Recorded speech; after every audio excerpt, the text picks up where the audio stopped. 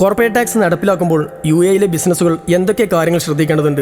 സ്വാഭാവികമായും ഒരു ഇക്കോണമിയിൽ പുതിയ സാമ്പത്തിക നിയമങ്ങൾ വരുമ്പോൾ ടാക്സുമായി ബന്ധപ്പെട്ട പരിഷ്കാരങ്ങൾ നടപ്പിലാക്കുമ്പോൾ പ്രത്യേകിച്ച് ബിസിനസ് മേഖലയിൽ ആശങ്കകൾ കൂടുതലായിരിക്കും. പ്രോഫിറ്റിനെ എഫക്റ്റ് ചെയ്യുമോ എന്നതായിരിക്കും ഫസ്റ്റ് കൺസേൺ. ബിസിനസ് നടത്തിപ്പിൽ ഉണ്ടായേക്കാവുന്ന കോംപ്ലിക്കേഷൻസ് ആൻഡ് കൺഫ്യൂഷൻസ് ആണ് ഇത്തരത്തിൽ പുതിയ നിയമങ്ങളോടുള്ള ആശങ്കകൾക്കുള്ള പ്രധാന കാരണങ്ങൾ.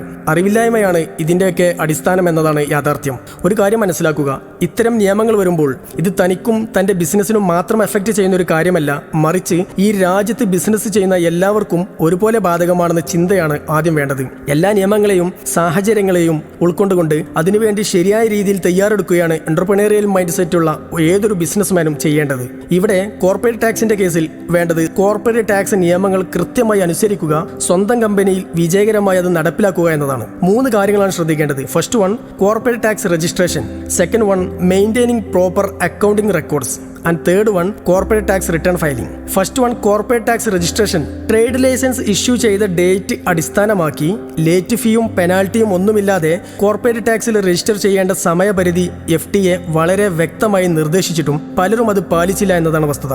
ആവശ്യത്തിന് സമയം ലഭിച്ചിട്ടും വെറുതെ വീഴ്ച വരുത്തുകയായിരുന്നു പലരും. എല്ലാവരും ചെയ്യട്ടെ എന്നിട്ട് ചെയ്യാമെന്ന സമീപനമാണ് ഇക്കൂട്ടർക്ക്. അതുകൊണ്ട് തന്നെ 10,000 ദിർഹംസ് വരെ ലേറ്റ് ഫീ കൊടുക്കേണ്ട സാഹചര്യമാണ് പലർക്കും. ടാക്സുമായി ബന്ധപ്പെട്ട കാര്യങ്ങളിൽ അനാവശ്യ ഡിലേ വരുത്തുന്നത് കൂടുതൽ ബാധ്യത വരുത്തി തീർക്കുമെന്ന് ഇനിയെങ്കിലും തിരിച്ചറിയുക.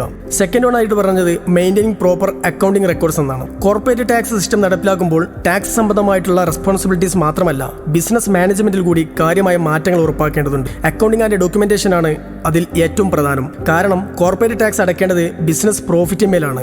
അതുകൊണ്ട് തന്നെ നിങ്ങളുടെ കമ്പനിയുടെ ടാക്സബിൾ ഇൻകം കമ്പ്യൂട്ട് ചെയ്യുന്നതിന് നല്ലൊരു പ്രൊഫഷണൽ അക്കൗണ്ടിംഗ് സിസ്റ്റം നിർബന്ധമാണ്. സ്മാൾ സ്കെയിൽ മേഖലയിൽ നിലവിൽ സെയിൽസ് ബില്ലിംഗ് മാത്രം മെയിൻറ്റെയിൻ ചെയ്യുന്നവരാണ് കൂടുതൽ.